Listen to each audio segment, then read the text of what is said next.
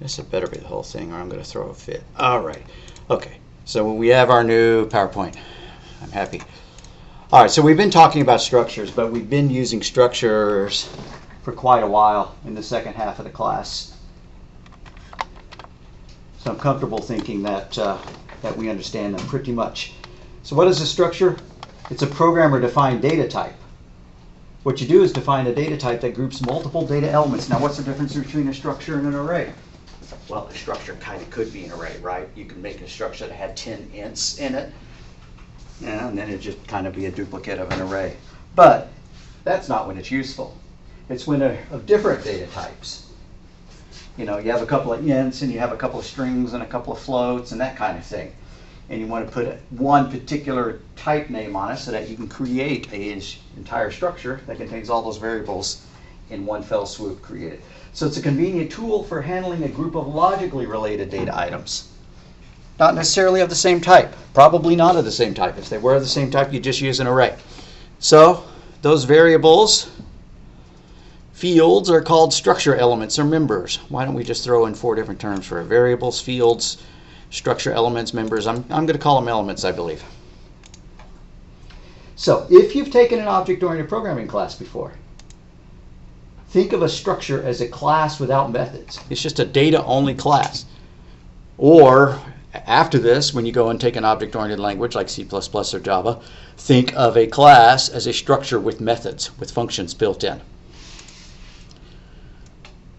So declaring a structure, general format, struct followed by the name, and then you can list all the elements.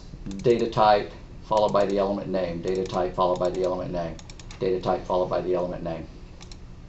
So an example. Here's a structure called math, and it's got 3 ints in it. And we create a variable of that type. We say struct space math answer. And when you go and take C++, you can leave the keyword struct off when you create the variable of that type. So when you create it, you can initialize the members of it. That may not be the best thing to do. What if it's a pretty complex structure with like 17 members? Are you going to do equals, parentheses, and fill in all 17 members at the same time? I would consider that unlikely. Instead, you'd probably make a function that would fill in the structure. And so C doesn't really lend itself towards object-oriented programming since you can't attach functions to a structure unless you use function pointers. But it's not really the same thing. But what you instead do is you create your structure and then you create a set of functions that use that structure. So in C++ or Java, you create a class which has got your data, and then you create your functions inside that class. Instead, you create your structure in C, and then you create a CPP file full of functions that use that structure.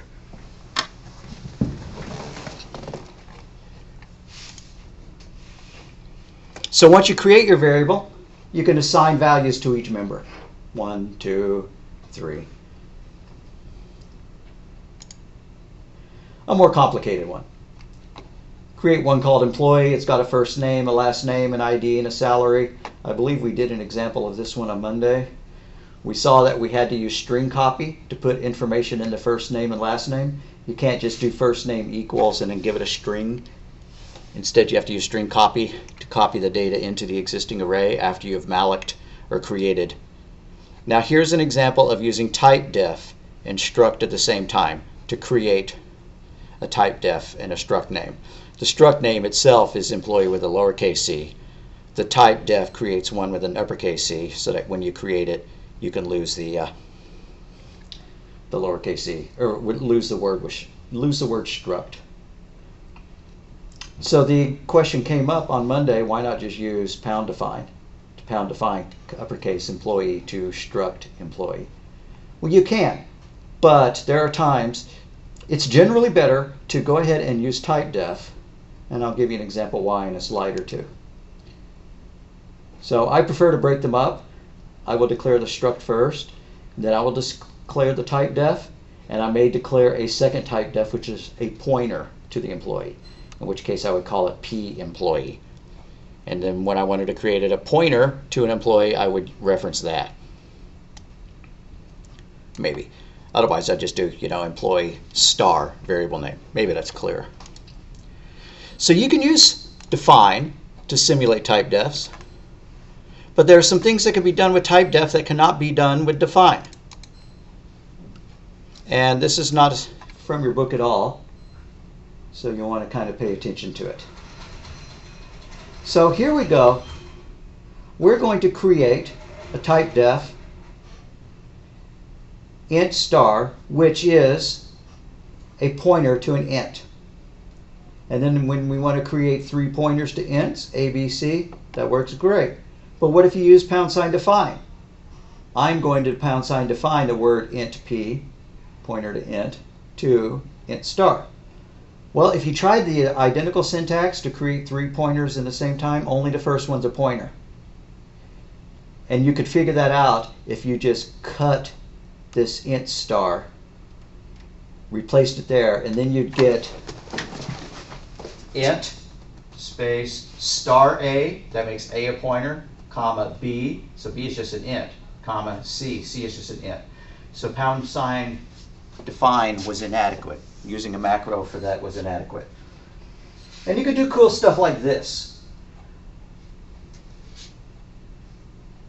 You could also use #define to create a macro that would expand to 10 ints. But again, you couldn't create multiple ints at the same time, multiple arrays at the same time. If you tried to do that, then it would mess up.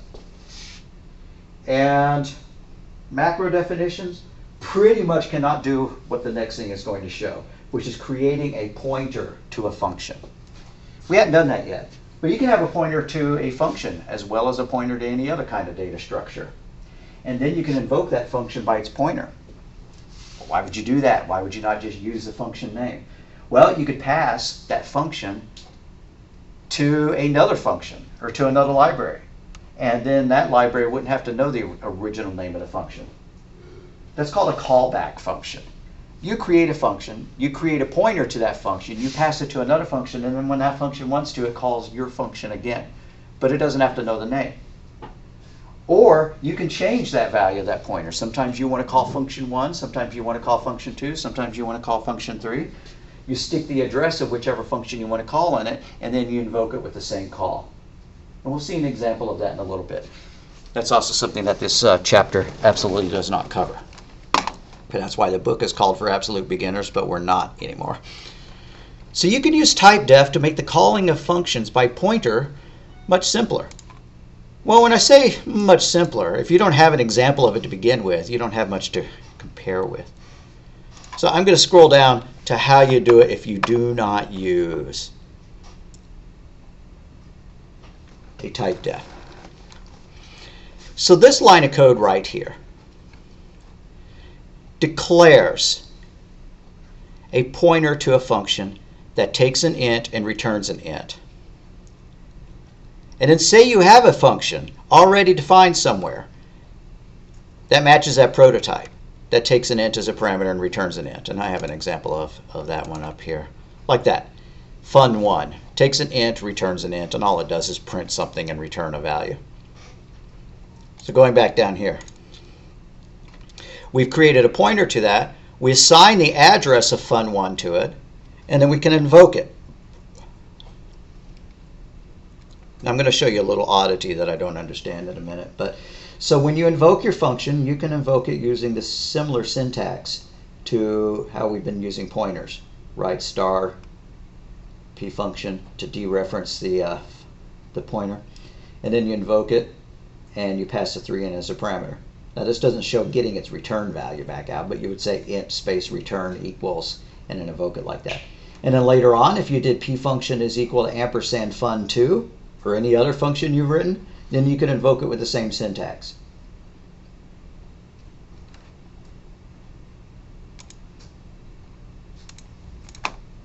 And we'll do an example of this in a minute. So here we're creating a typedef to do the same thing. This is saying that I'm going to create a type called funct_p, which is a pointer to a function that returns an int and takes an int as a parameter. And so here we define 2 functions, fun1 and fun2 that match that prototype. Fun1 just prints inside fun1. Fun2 prints inside fun2. So with that defined, we can declare a variable of that type, funct_p, a pointer to a function named pf. Variable names aren't important, they're just useful for us, so we could have called it anything. We declare a integer to hold our result, and so here we assign the address of our first function, fun1, into that pointer, and we invoke it. Now notice this alternate syntax. On the slide I showed you a couple of minutes ago, we used *pf, parentheses 3 to invoke it. Here we use pf. Now, I don't understand how they both work. Why you can do it either way. Just like I don't understand why you can pass the address of a string, or you can pass the string itself to scanf. Why both of them work. So, maybe I ought to post on Stack Overflow or read a little bit more to understand why both syntaxes work. But I mentioned that here. If you have a function pointer, you can invoke that function pointer just by its name or by using *pf, and they both do the exact same thing, which I don't understand. Sorry that I don't understand it. So here we create our function pointer. We assign the address of a function to it, and we invoke it, passing a 3 in. And here we assign a different address, different function, and we invoke it with the same syntax. So the same looking call has now called a different function. So let's do that. Pop open Cygwin, pop open TextEdit, touch CIT2093, TextPad, excuse me.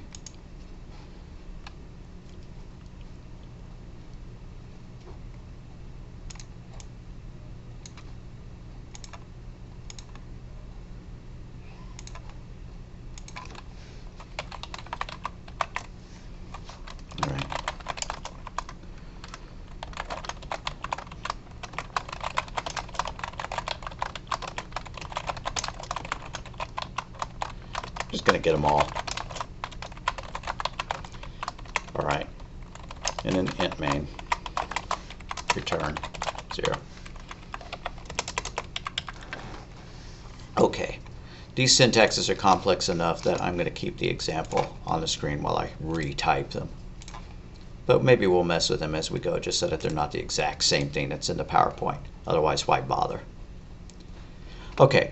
Instead of being something that just takes one integer, why don't we write a function or two functions that take two integers, just to make it different, and returns void? Didn't you say a long time ago that when you make your function, you don't have to specify what data it takes? No, you absolutely do have to. Okay, I thought I heard you say you don't have to do that in C. No.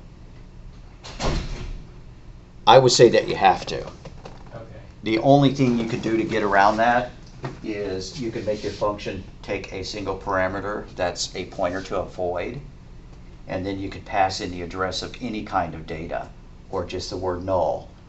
But it's up to the function then to decide, right, whether you pass it any data or not and what type it is, and do the casting appropriate to be able to treat it. So I don't know why I said that. I won't argue with you that I said it, but it sounds like something that was wrong with the way I phrased it. Because Python, nah. What if your function's void and it doesn't return anything? That's fine. It still has to have a defined data type, Okay. a parameter type. Otherwise, the compiler doesn't know what data it takes. That's the whole point of defining a prototype, is to tell a compiler how you compose the call to it. And if it doesn't have the prototype, then it can't stitch the code together. And if you made the function accept no data or data of indiscriminate type, it would have no idea how to tie all that together. Okay, so I'm going to do a typedef.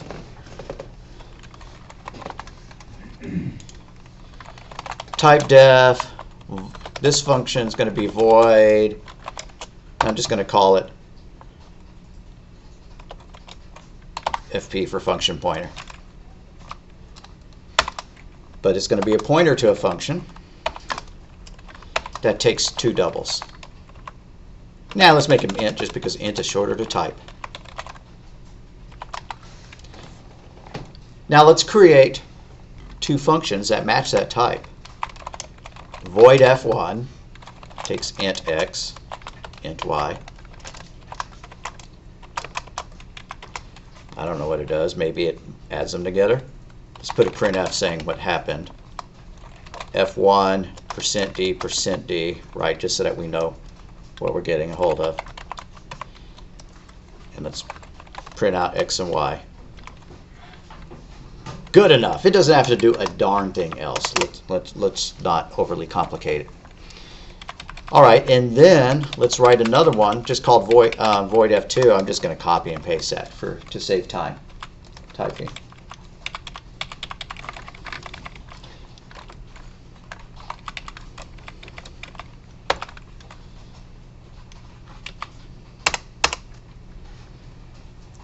And now we're going to write a function where its parameter is a pointer to a function, specifically our FP pointer type.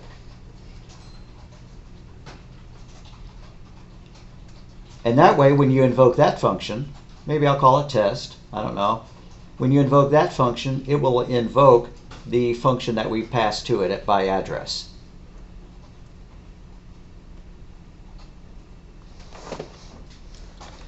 So void test, and it's going to take an FP is our data type, and I'm not coming up really with a creative name, so I'm going to call it pfunc. And it's going to invoke pfunc with 2 pieces of data. Who cares what they are? 100 and 200.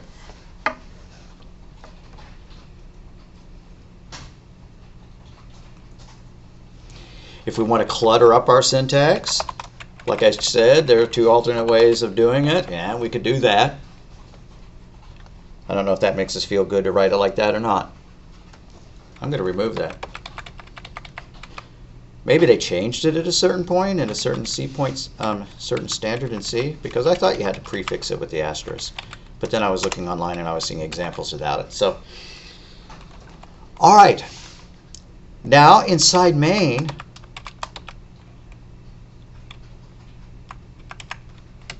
let's create a function pointer and set it equal to the address of f1. Whoops. What am I going to call it? I don't know. myfunc.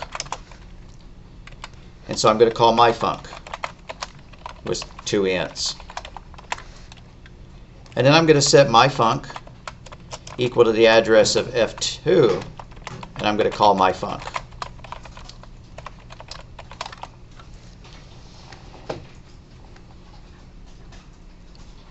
Kind of big deal, right? If we were going to do that, then we could have just called f1 parentheses 300, 400, and then f2 300, 400. But these are baby steps.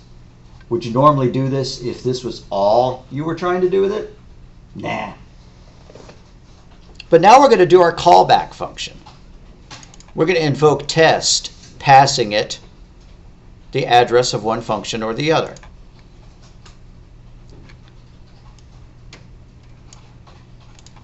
I'm going to condense my braces just a little bit, get everything on the screen at the same time, within reason. Okay, so I'm going to test, and I'm going to pass in the address of my f1 function. And I'm going to test passing in the address of the f2 function. That was, oh, for Pete's sake. I sure have garbled this. That's supposed to be a semicolon at the end, of course. And that is not supposed to be a star. And so the same function is going to behave differently based on what address we pass it.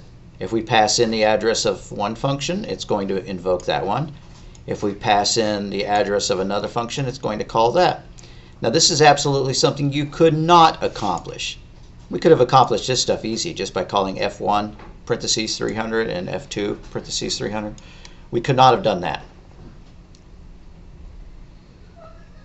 I hope it works. Let's find out.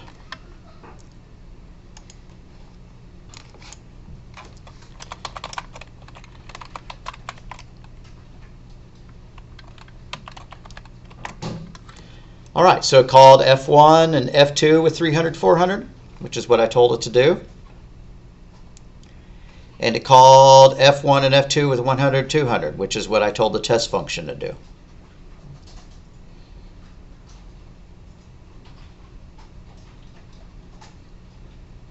In a minute, to get wild and crazy, what we're going to do is we're going to create an array of function pointers. And then we're going to call every function in that array.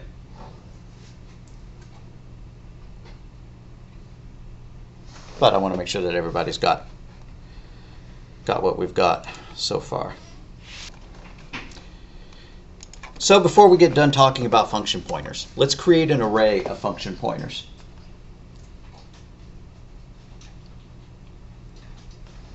We might be able to combine function pointers and structs if we just want to try to break our brains, but let's not. Okay, so I'm going to create an array of 4 function pointers. FP, I'm going to call it FPA for a function pointer array. Oh, that's silly. How about fun array? It's going to have 4. Now fun array subscript 0 is going to be the address of F1. Fun array subscript 1 is going to have the address of F2. Fun array subscript 2 is going to have the address of F2. Now if we had more functions, it'd be more interesting, but I don't feel like going back up and creating F2 and F3 and F4 and whatever. And then lastly, fun array of subscript 3 is F1. For whatever reason, maybe this would really be an array of structures, and we would examine the data at runtime and decide what kind of function we want to bind to that particular element in the array. I can't type. Back to F1. So now let's create a for loop. For, whoops, better declare my variable. Int I is equal to 0. For I is equal to 0, I is less than 4, I plus plus. Yes, I should have declared 4 as a constant, or use size up to get it.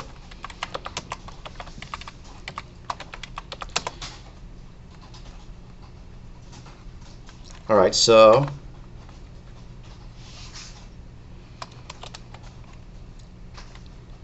now I'm going to call fun array subscript 0, and I'm going to pass in 2 numbers. Not subscript 0, we want to use I, so to count 0, 1, 2, 3, 4. And what am I going to pass to it? I and I, right? Just so to print out, so we see some changing of the data. That ought to do it. We ought to see it call function 1, then function 2, and then function 2 and function 1. The first call, I is going to equal 0, so we'll see F1, 0, 0. Then I is going to be 1, and so we're going to see F2, 1, 1. And then I is going to equal 2, so it's going to say F2, 2, 2. And then I will equal 3, and so it will say F1, 3, 3. If this works.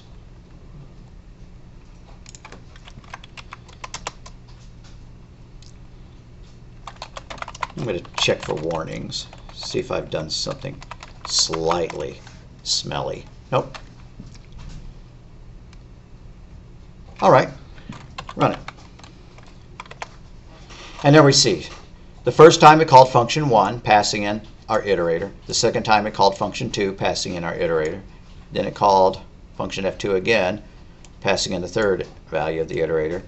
And then it called F1, passing in the fourth value of the iterator.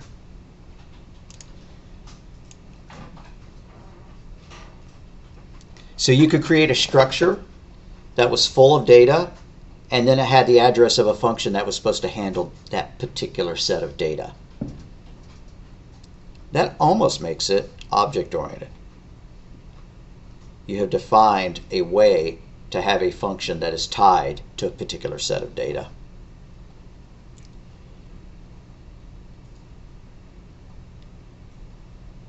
Alrighty. Are we good on this? Do we have any questions over it besides why in the world do I need to know? Yeah, why would we? It just seems like a lot of trouble to go to. It is a lot of trouble, but yeah, seems like a lot of trouble to go through because it is. But otherwise, how would you make it so that, I guess you could have some if statements. How could you make it so that a simple loop like this could invoke different functions that had been predefined, that had been predetermined with your data? Sometimes you want to call function 1, sometimes you want to call function 2. So you use it when you want to separate the definition of the name of the function from when it is called, so that you can pass it to another function and that function could invoke the function. And when you write the code, you may not know, or the code head better not know, whether it's going to be calling F1 or F2, right? That, like in this case, where we were calling a function, but we didn't know in advance, test did not know in advance which function it was going to be invoked. And then something down here will determine, will tie some piece of data to a function address in order to call it.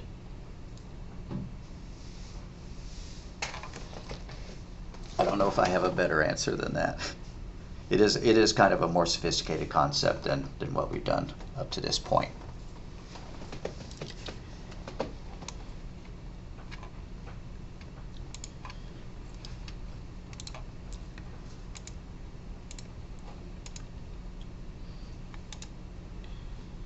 So, back to structures, now that we've diverted into typedef a little bit too much. So the closing brace in a structure must be followed by a semicolon. It is important to understand that when you define your structure type, nothing in memory has been created. There's no space for data yet. It just defines the form of the structure. Just like creating a blueprint, you have a blueprint, you don't have a house yet. Then when you create the variable using that structure, then you have your house. So typically you want to place your structure declarations, I have bad English here, the word appear should not be there, at the top of the source code file, above the variables of the functions, or in a header file, preferably a header file. But you can define them on the fly, right inside main. It's just a keyword like any other. You can define your structure right before you call it. And then there's even the idea of anonymous structures, where you create the structure and you don't give it a name, but you create a variable of that type. I'm not sure that that works in C. You could see that in C++, but we'll ignore that idea. So casting.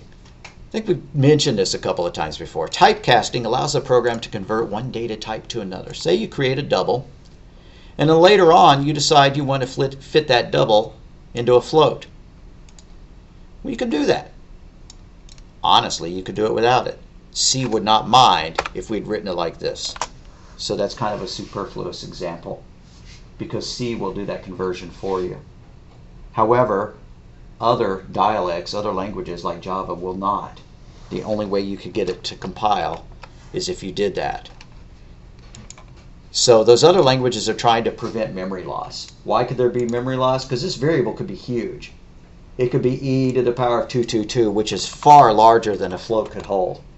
And if you tried to squeeze this 8-bit byte data type into the 4 bytes of a float, if it's too large, it's going to get truncated and we're going to lose data. And so those languages like Java say, no, I'm not going to just automatically do that. You know, I'm not going to do any, that's called demotion. When you take a better data type, a larger data type, and you try to stuff it into one that's smaller.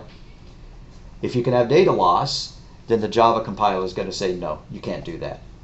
And then you go, no way, I really want to do it, bro. And so you go ahead and you put that in your code, and you're telling the compiler, I understand the risks. I'm going to make sure somehow that the data doesn't fit in it, or it's okay for the data to not fit in it. The program will work correctly anyways. But it's telling... It's indicating that you know best. That's not the only reason to use float. Use casting. in languages with classes, there may be times when you want to cast data from one class to another class. In object-oriented languages, you have the idea of inheritance. And you can say, okay, I have an animal, but then I'm going to define two other classes known as subclasses. And I'm going to define pig, and I'm going to define horse. They are both of type animal, but they have extra abilities to them. So that's called inheritance.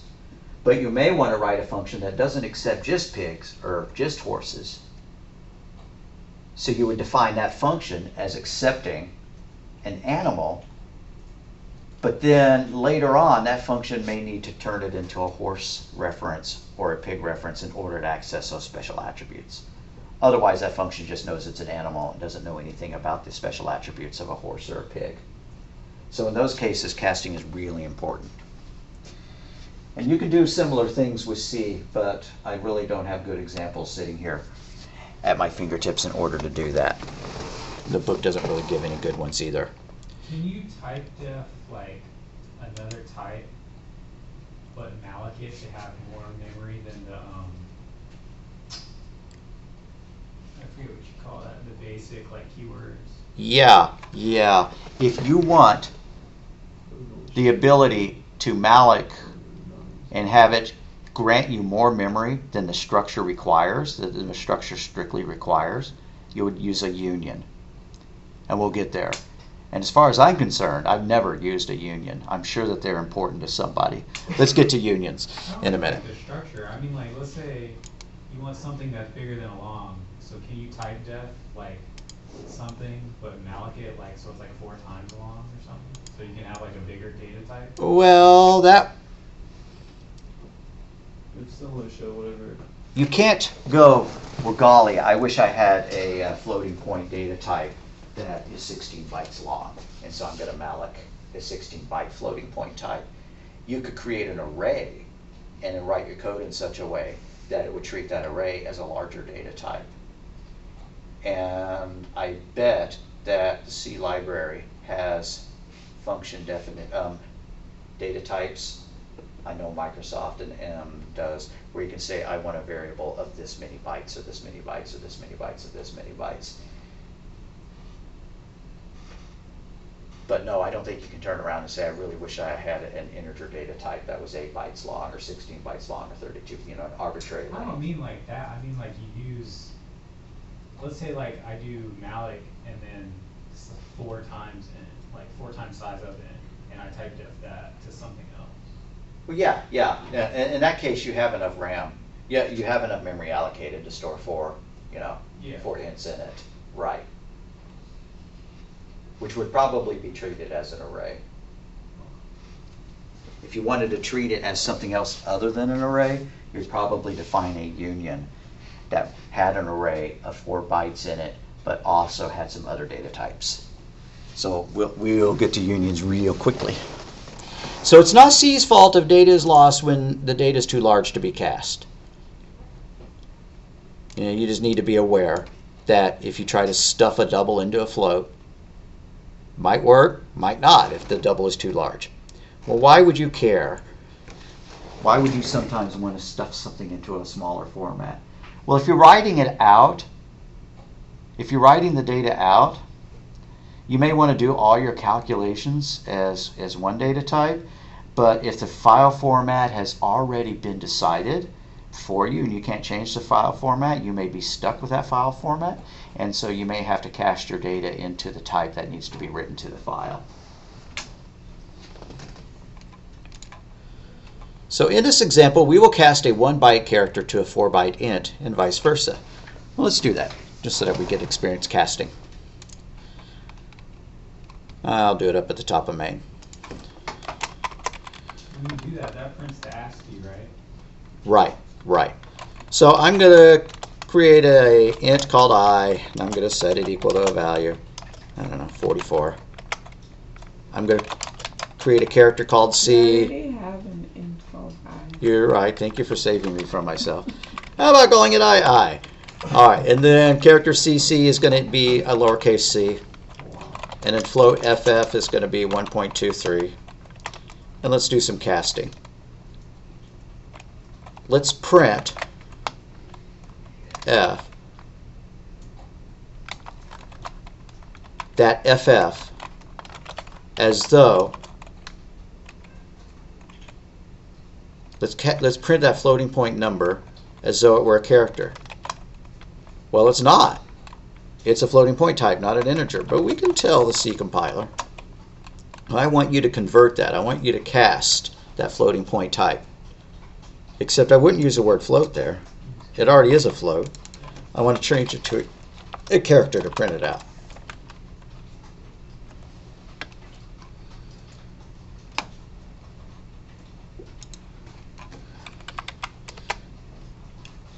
Warning, unused variables. Okay. Alrighty. It didn't print out anything. I wonder what char of ff really even is. I'm going to define another temporary variable, temporary char, to hold ff cast to a char. And I'm going to print that out. Ought to be the same thing, but I'm going to print it out as though it were an int rather than a character. Actually, I could just change that, right? I'm going to do that. I'm going to delete that print. I could even delete that. Sorry. I'm just going to print it at, I want the ASCII value of it. I want the integer value of it. I don't want to treat it as though it were a character. My guess is it might be 0. Let's find out.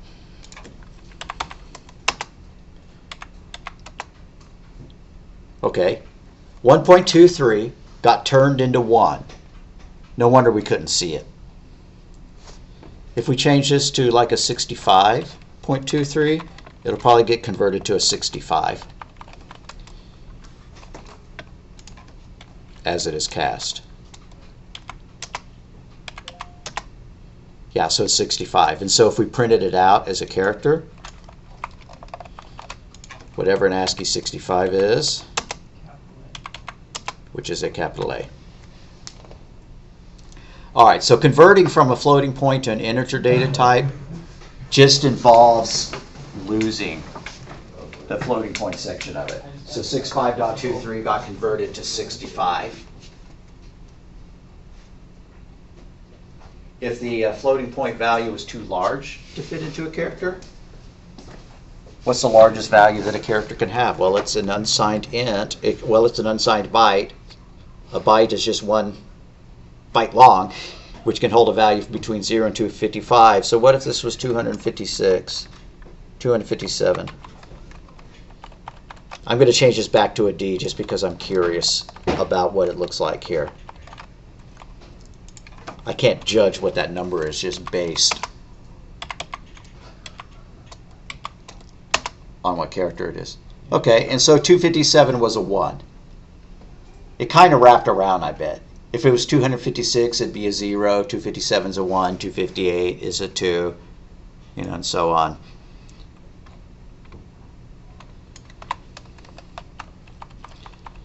I showed y'all the Pac-Man wraparound bug, did I not? Oh, we'll do that. Okay. So let's pile that. I'm expecting this to have a value of 2. Because 256 would be 0, 257 would be 1, 258 would be 2.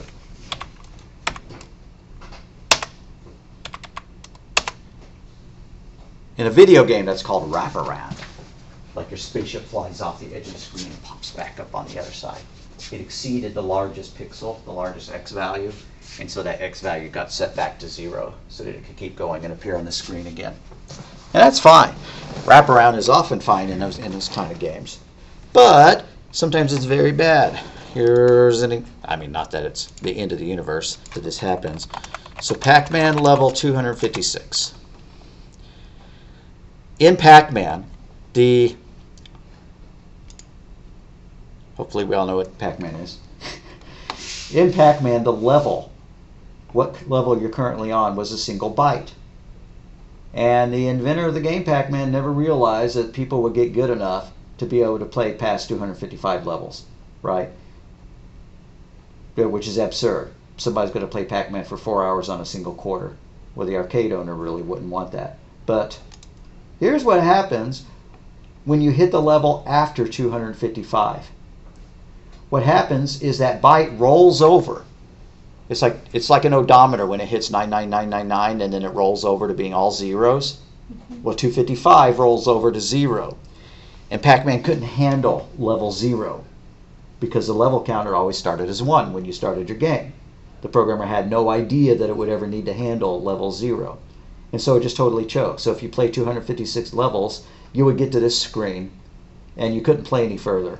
Yeah, you could send your guy around and you could eat some of the dots, but once you ate all those dots that were on the left half of the screen, that was just it. That was the end of the game. And so it's known as a kill screen. You can't get past that. Let's see if we can find a little video.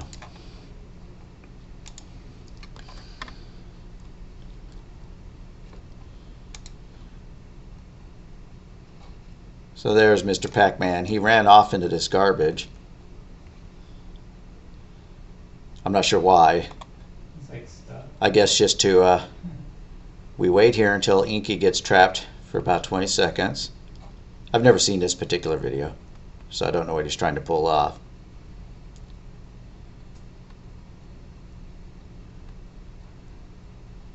Maybe it just rests forever. You can walk away from the game. Watch the blue ghost finally get stuck.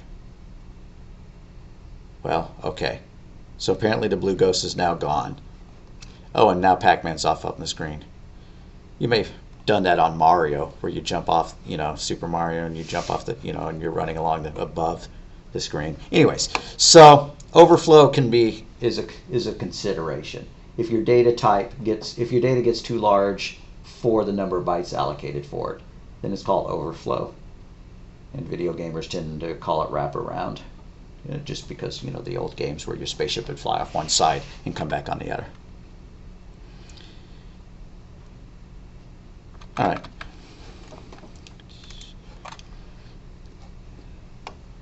Where was I going with all of that? Oh yeah, casting. So here, when we cast a number to a character, an int can be much larger than the maximum value of a character. So the bits can be discarded. So bits will be discarded. In other words, data truncation will occur.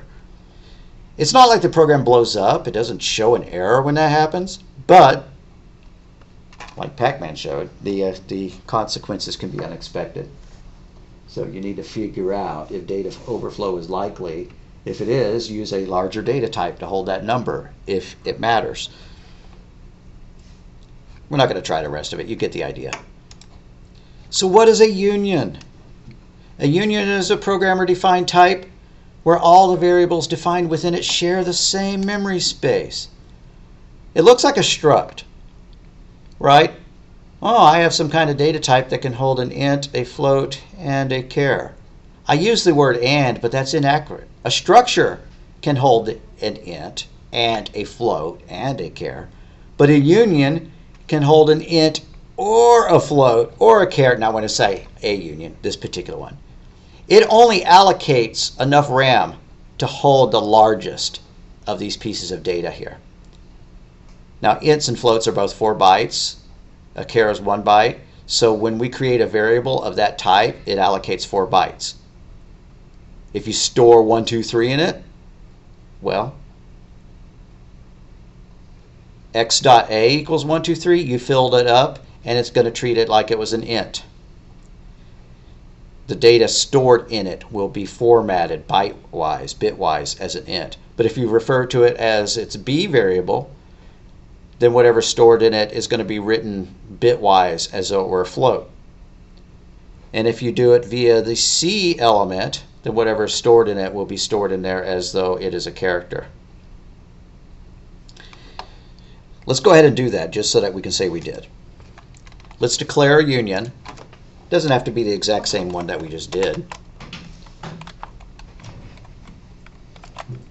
Union. I'm just going to call it my u. And it's going to have a int. It's going to have a long. Lowercase l, just because I don't like lowercase l's. They look like ones. And then it's going to have an int, which is going to be an I. And it's going to have a character array. maybe a 5.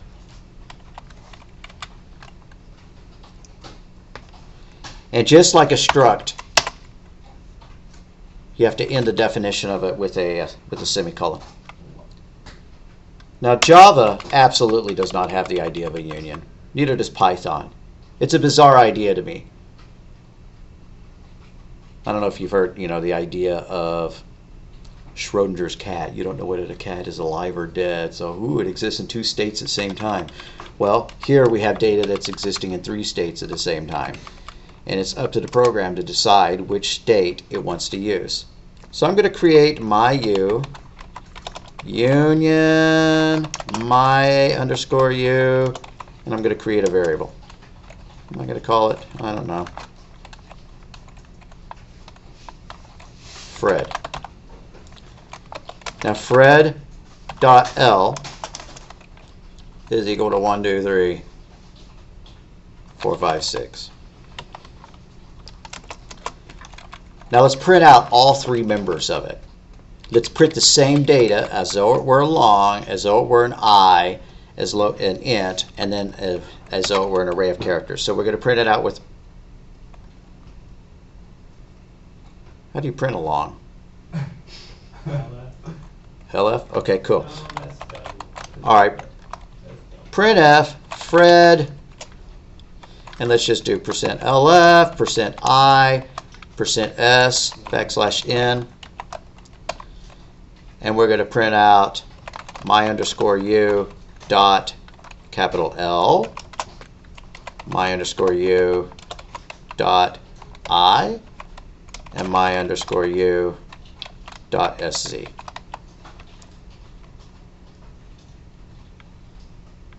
And I'm going to copy that printf statement so that I can use it 2 more times, because I've tested the data being stored as a long, but now I'm going to throw an int in there. Fred.I equals 256, 245, whatever. I'm going to print it out again. And now I'm going to string copy something into that string. So, string copy Fred.sc, let's put the word Bob in it. Heck, let's put the word Fred in it. And let's print it out.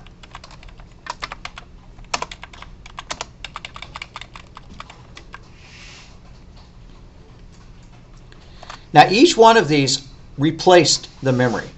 It's not like Fred.L still equals 1, 2, 3, 4, 5, 6 after we've given Fred.I a value. It erased whatever was in there before. And then when we copied some stuff into the array, it erased the previous value, because it's only got enough bytes to hold the largest data item in here. And all 3 of these data types are just different ways. All 3 of these variable declarations are just 3 different ways of referring to those same bytes. And when you ask me why you would use this, I don't know. I absolutely never used a union in all my professional years of programming. Sounds cool, though. It is cool. You just allocate room for just inside the variable. Yeah. So one thing you could do is you could make an array of bytes, and then you could store something in there, like a double. And a double is 8 bytes long, so you could make it say double D and then, char or byte, whatever 8, and then you could address each individual byte inside that double. Say you wanted to find out what the first 8 bits of that byte were, of that double were. You could do that. You could extract it. That makes sense to me. I have no idea why you would want to. Let's play with it. We should print out the array with a for loop. Tell me you're going to tell me it's not going to work. Yeah.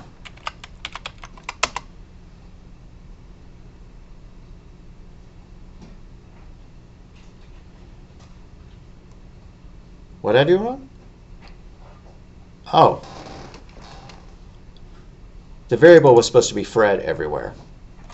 So all these places where I used my underscore u, yeah, just copy that and paste it 9 times.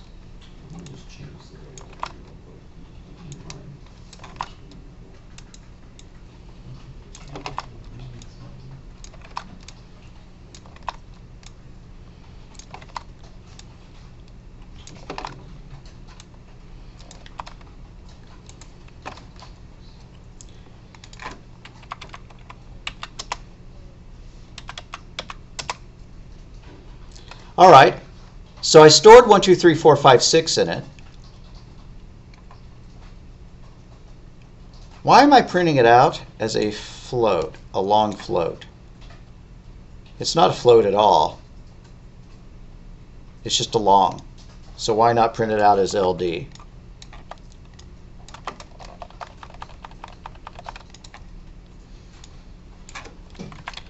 I could have put a float in it. Might be fun. Alrighty. So when we stored a 1, 2, 3, 4, 5, 6 in it, we were able to access it as a long or as an int. It casts fine either way. And then when we tried to print it out as an array, it's got some kind of gobbledygook in it. I think it would be fun to print out that character, that array, character by character with a loop. Your definition of fun and mine may differ, but let's do that. So printf %d, %d, %d, %d, %d, end quote. %c. Yeah, because I'm going to be printing them as values. And then so fred.sc subscript 0. And then I'm just going to copy that and print out fred sc 1, 2, 3. I'm being lazy. I'm not writing as a loop. Whoops, that was wrong.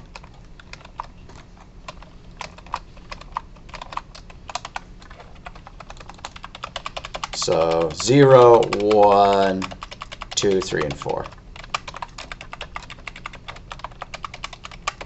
And then just copy that and paste them underneath our other printfs.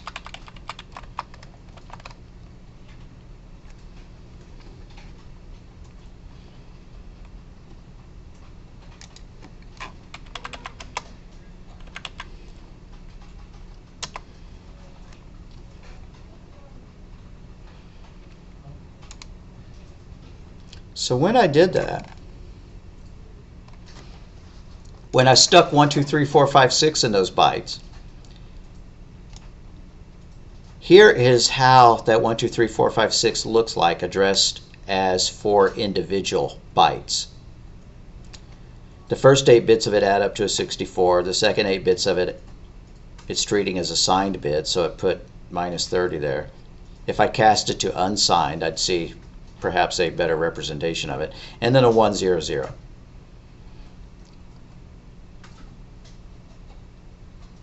Then I put 256 in it. And the bytes of 256 look like this. Well, that's interesting.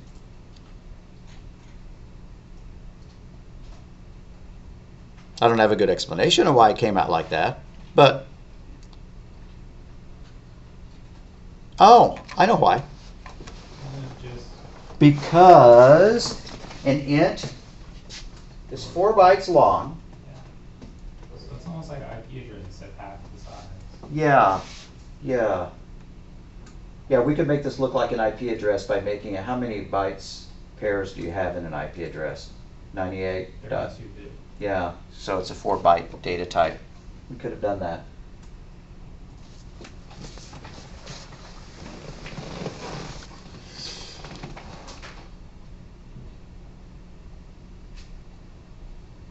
And then lastly, when we stuck the word Fred in it, we just had some ASCII values in it. I was expecting to see the last one be 0, 0, right? Because it should be a null.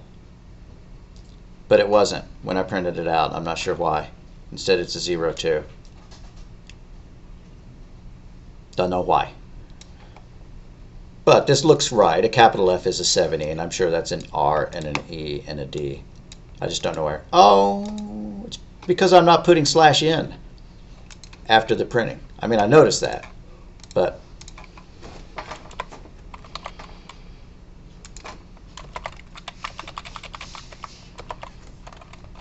And while we're at it, since an IP address is 4 bytes long, I'm going to change that to that. And my last thing that I do, just for funsies, is going to be fred.sz subscript 0 is equal to 127. Fred.sc subscript 1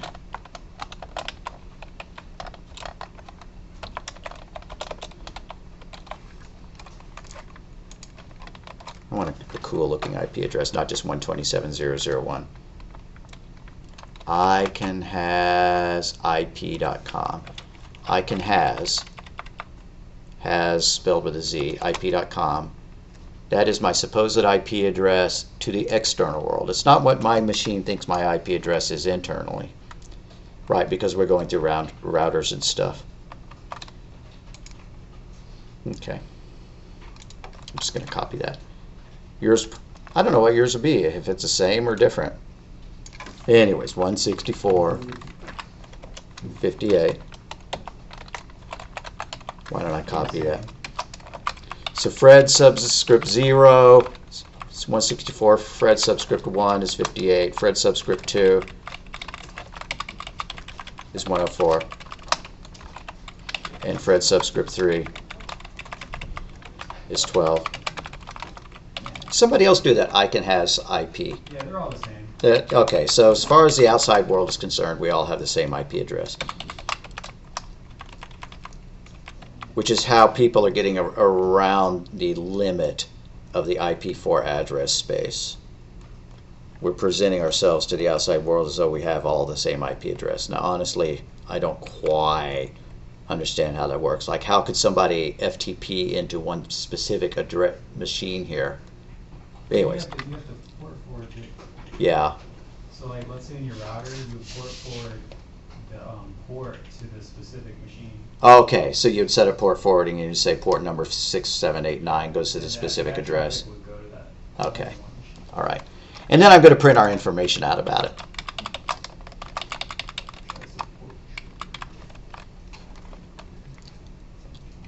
And I close SIGWIN. Smart.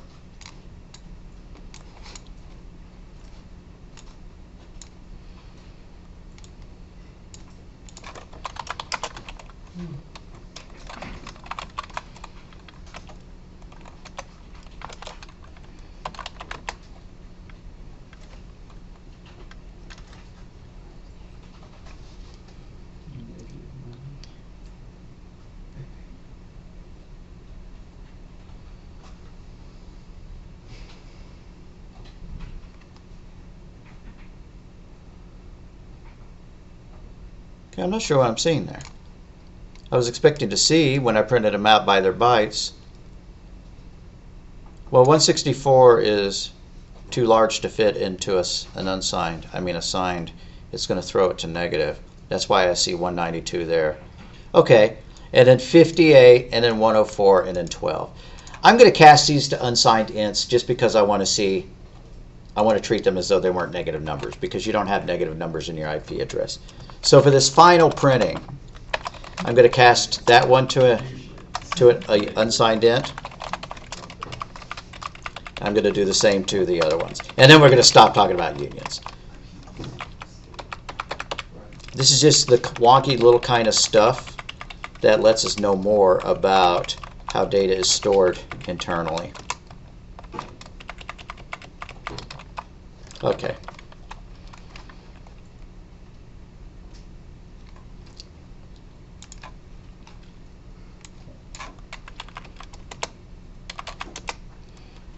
All right. Oh, for Pete's sake, it still did it. Well, I don't care then. That is a 164, but with the sign bit making it negative. 58, 104, and 12. We'll just assume it's Cool enough. And then here is the same number represented as an int. Well, a long. And there's the same number represented as an int. So ultimately, your IP address is just a single 32 bits, a single 4-byte value, which if you wrote it to a file and then you read it back in, you could read it in as an int and it would equal that value. and 4 bytes. And that's enough about Do you that. think it would show up if you make your char unsigned char and your Yeah, let's do that. I wonder if that was anything.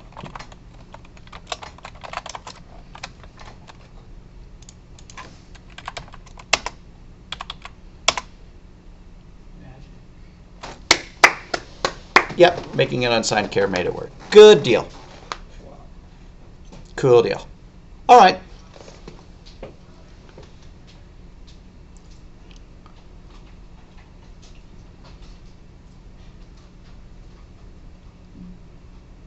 Well, that has been a diversion enough. Anybody need to see this code anymore before we go on? Oh, We're good. we're good. We've beat this to the ground. Okay, so summary. Structures are a collection of variables related in nature but not necessarily in data type. Like our patient record, first name, last name, and an age. They were not all of the same data type. They're most commonly used to define an object, a person, a place, or a thing, or a record in a database file. So the first process in creating a structure is to build the structure definition using the struct keyword.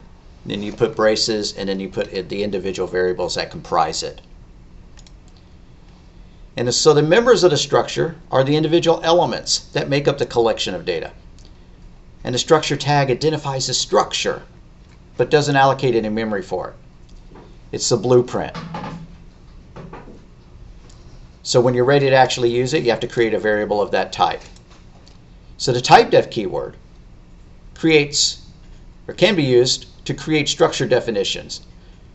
To build an alias relationship with a structure tag, I just copied this out of the book. It provides a shortcut for programmers when creating instances of that structure. And they can also be able to do other things. Simplify the declaration of arrays or pointers to functions as well. All right, going back to the idea of typedefs.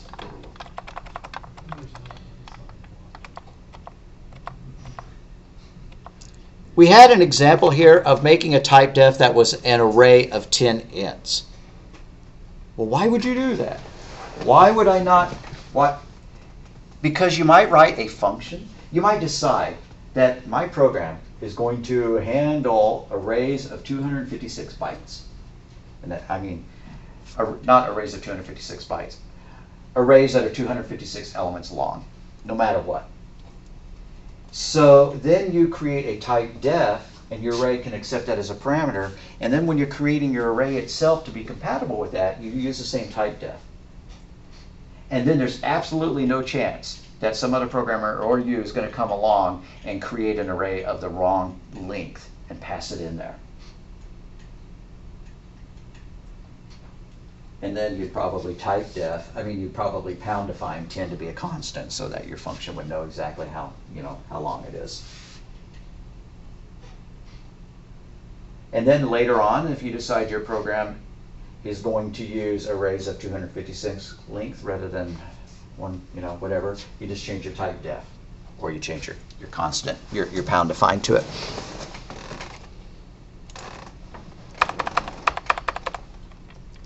So typedefs can be used to simplify the declarations of arrays or pointer to functions. Structures can be passed to functions via pass by value for read-only access, or pass by reference. You pass in the pointer for modifying the structure member contents. If you pass in a structure by value, it just copies all the bytes in there, and there's no reason, and any changes you make to it inside that function are not reflected in the original data. But if you pass it in by pointer, that function can actually change the data elements of it, and then in the client code, the calling code, the data is changed for that structure. So passing by value protects the incoming variable's values. It sends a copy of the original data rather than the actual variable to the function. But passing by reference, by pointer, by address, allows the function to actually address it by memory address, which allows the statements in the function to modify the original data.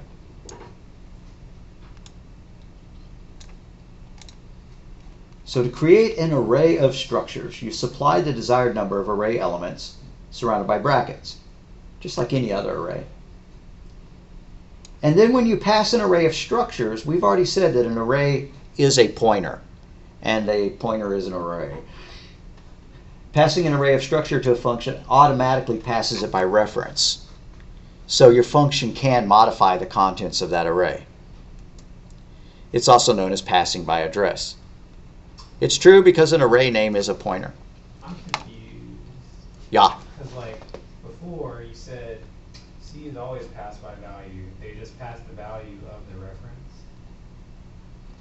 I feel like you said Right. Is it always passed by value? It really is. But what happens is since we have the pointer data type, and languages that don't support pointer types can't do this, we're passing the address in. The function parameter contains a copy of that address. But it's like if I live on 123 South Main and I have my piece of paper and I write 123 South Main, and then I give you a copy of the paper that says 123 South Main, she can still drive over to my house and get to the original house. It's just passing it in by the address. I don't like that terminology. Yeah. Because yeah. I was doing Java, they're like, yeah, Java passed by value, but it just passes the reference point. And I'm just like, yeah, in Java particularly, it gets kind of weird because every object is a reference. And so whenever you pass something into it, that function can modify it, even though you heard, well, it's passing by copy. But it's got a reference to it, so it can change it. That's why you would want to use the const keyword to force methods to not be able to change it. Oh, I had some little mini flash of something I wanted to mention on that. Okay. The C++ not only supports pass by copy or pass by pointer, but it also does an honest to goodness pass by reference. There's a third type, in which case you really are passing that variable in. You don't pass it with an ampersand to specify the address, and then it uses that address. It just copies the variable. I mean, not copy. It passes the variable in, and then that function is using the original variable. so we can do both? Yeah, C++ can and C# can. Okay. Yeah. I don't think they've updated the C standard to support that. C# is like Java, right? C# and Java are similar. C# is Microsoft's answer to Java because Microsoft took Java and put it into Visual Studio and stuff like that, and then they added a whole bunch of extensions to it. That's what Microsoft likes to do, is they take an existing standard and they add things to it so that programmers will start using those extra things, and then they'll make it incompatible with any other version of Java. But Sun Microsystems, who invented Java, sued them, said, no, you have to follow only the Java spec. And Microsoft went, well, no, screw you, and then took that out of Visual Studio and came up with C# instead. C# is pretty popular. Right? It is. It's really popular. So the structure pointer operator is a dash followed by the greater than sign. When you're accessing the elements of a structure, you use dot, just like we did there, wherever we did. I guess we haven't defined any structures. For a chapter about structures, we sure were lax today in actually demonstrating structures, eh? Oh well. But anyways, you remember that to get a hold of the individual elements of a structure, you use dot. But if what you're working with is a pointer to a structure, instead of the dot, you use that. I'm sure the same is true of a union. If I created a pointer to this Fred variable, when I wanted to change Fred L, I would do,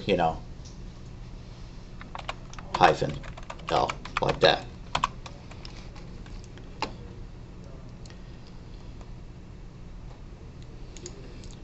Whoops, wrong.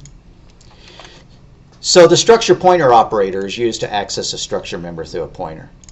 Now Java doesn't have a pointer, so you always just use a dot to access your individual elements of your class.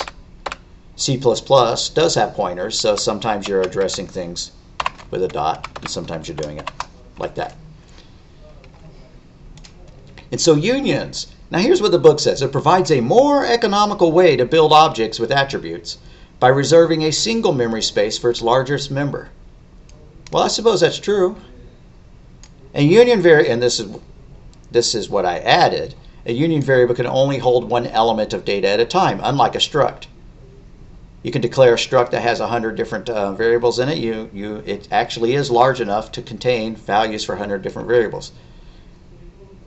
But a union can only hold one piece of data at a time, and it's just treated as the type via which name you address it. So the union element could be of any type the union is declared to hold. And it's up to the program to keep track of what type of data the union variable is holding, just like we were showing. If we were going to store something in as a string and we wanted to treat it as a string, we would access it as a string in our program, but if for some reason we cared about accessing it in some other way, we could do so. Lastly, typecasting enables C programmers to force one variable of a certain type to be another type, and it's up to the programmer to do this wisely to avoid data loss when converting from a larger type to a smaller one, called demoting. Promoting is when you take a smaller data type and put it in a larger data type. You don't lose data when you take an int and stick it in a double. You certainly probably lose data if you take a double and you stick it in an int. Or when you convert from a floating point type to a non-floating point type, it'll lose the fractional component. Or when you convert between incompatible types. Like if you have one kind of structure and then you have a completely different structure and you use cast to try to put the data of one into the data of the other. Well, if they're non-compatible types, sure enough, it'll copy all the bytes in, but who knows what they refer to. All right, we didn't get to linked lists at all. Read the linked list PowerPoint. You'll become illumined. Let's take a quick peek at it. But we're not going to type the code in because the code's not much different than what we did on Monday. So what is a linked list? It's a set of dynamically allocated nodes arranged in such a way that each node contains one value and the pointer. The pointer always points to the next member of the list. If the pointer is null, then it is the last node in the list. So a linked list is held using a local pointer variable which points to the first item, usually called the head. If the head pointer is null, then the list is considered to be empty. Like this. If we had never allocated anything, then our head would equal null. But once we allocate part of our linked list, or the first node in it, the head is set to the address of that node. So every node consists of data members and a next pointer to the following node.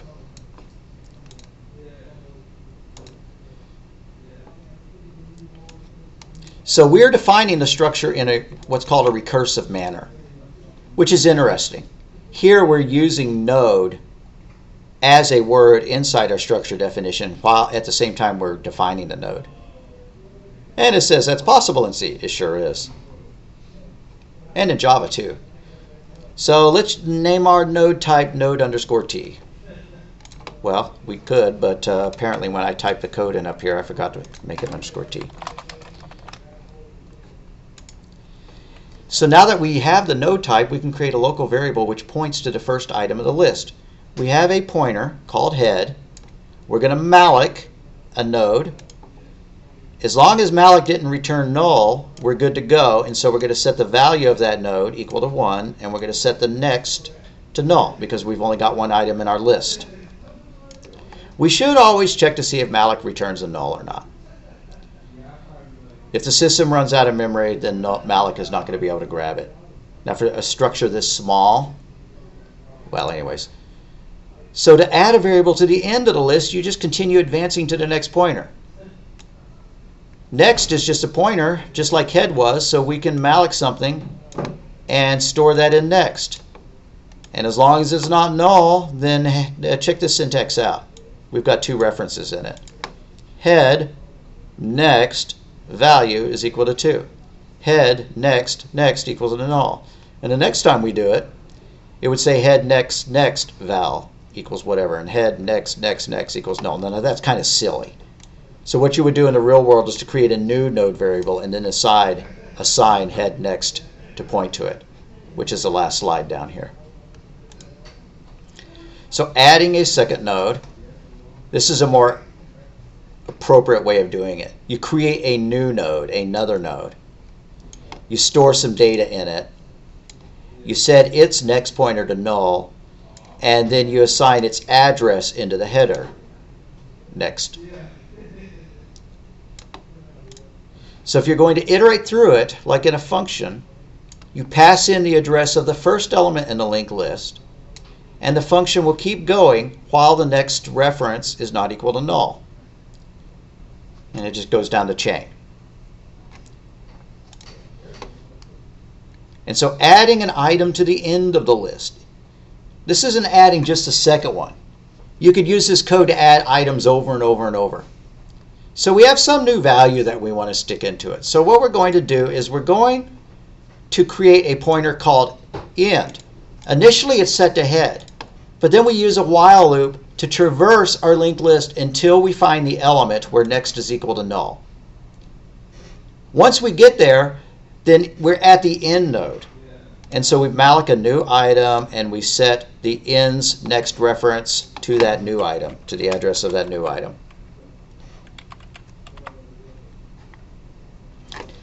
Now, linked lists are interesting because they can dynamically grow and shrink. Why would you care? Because an array is fixed length. Whereas a linked list, what if you're unsure of how many pieces of data you want to track? What if you don't know whether you're going to hold 10 or 10,000? Well, if you create an array that's 10,000 elements long, you sure have wasted a lot of memory if you only wanted to put 10 items in it. But with a linked list, you just create 10 nodes and you're done. Then if you need 900 more, you create 900 more nodes. The only problem with linked lists is that if you want to address element number 500, with an array, you can just say element subscript 500, and boom, it goes there. Takes a single memory address. But to find element number 500 of a linked list, well, the linked list is not contiguous, right? A little bit of memory was allocated at one point, a little bit of memory was allocated at another. You have no idea where those are stored in memory. It can't just be accessed via subscript 500. It's got to start at the beginning, and it's got to jump 500 times following the next pointers, which takes considerably more time. So linked lists are more efficient in terms of memory use, but they're less efficient in terms of speed of access. It's just a trade-off. You can have a doubly linked list where each item points both to the item before it and the item after it. And that way you could start at the end of the list and you could back to the beginning of the list. Because that's another problem. If you're sitting there looking at item number 500 and you wish you could access item 499, how could you? You can't. All you have is the next pointer. You could access 501 and 502, but you can't walk backwards. But if it's a double linked list, then it's also got pointers to the previous item as well as the next item. We're going to offer a data structures class. Not next semester, maybe this spring. I'd recommend taking it. It's more like what you'd do in a four-year college than what we normally do at a community. It's a computer science-y type stuff rather than a cybersecurity kind of stuff. If you want to learn more about linked lists, follow this link. It's where my examples came from, along with the stuff that I added. Why? Because it talks about deleting an item, adding an item into the beginning of the list, removing the first item, removing the last item. Remember what we said, removing an item involves calling free on it and then setting the next pointer that was pointing to it equal to null. Okay. So linked lists are cool and all that, but I can't justify spending Monday lecturing on it, especially when we haven't done file I/O yet. So we're going to spend Monday doing file I/O and writing something that writes to files and reads from files, which is another thing we should have been doing all along, but honestly that concept is easier and something that you've done in other languages already, whereas a lot of this stuff I hope has been new. All right, let's make a Dropbox, call ourselves done. Yeah, that's true. Dude.